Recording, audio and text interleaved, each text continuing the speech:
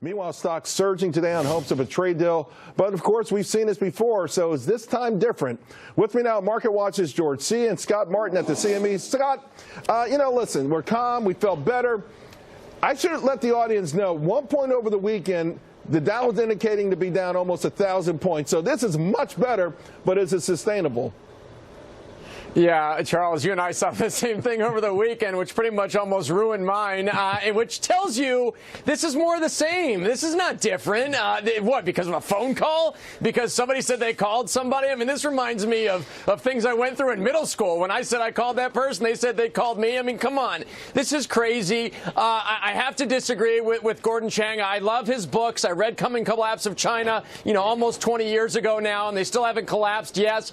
But I don't think China is that desperate here. I mean, I got to be honest with you. I do agree, though, they are stalling. I think they want to push Trump's buttons. I think they know how to do it, Charles. I think they don't care if they suffer some economic malaise, some job losses, because President Xi has a lot more staying power as far as where he sits in his global kind of position with respect to where he sits versus an election that Trump has coming up. So to me, China can play this thing very, very long, and I think that's what they're doing, and that's why we're seeing them not accept the fact that they did make that famous phone call over the weekend. But we did see, George, where the vice premier did make this overture in a speech that he knew would be covered by Western journalists and be reported on. So I think the phone call is inconsequential. Both sides have agreed that they're in constant communication all the time.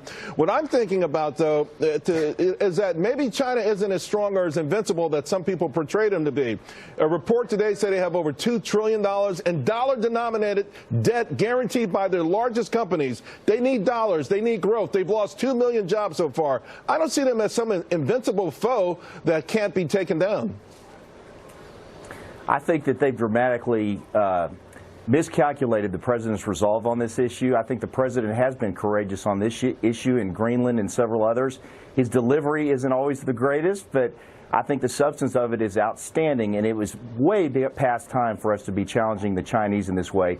And I hope we lean on them super hard behind the scenes. I wish there was less talk in public, though, because we've got to let them save face when we finally get a deal that we will agree to. And I think the president is taking an awful lot of economic and political risk in doing this, and it's to his credit he's doing so. No, there's no doubt. I think everyone would agree that no president wanted to take this on because it was like a political third rail, because Americans don't like short-term pain, even for long-term gain. But, Scott, that might be changing. Meanwhile, how does the market deal with this? Because, remember, when China announced that $75 billion in tariffs, and even Jay Powell's speech was sort of left everyone flat, we were still trending a little bit higher on Friday until the you-know-what hit the fan.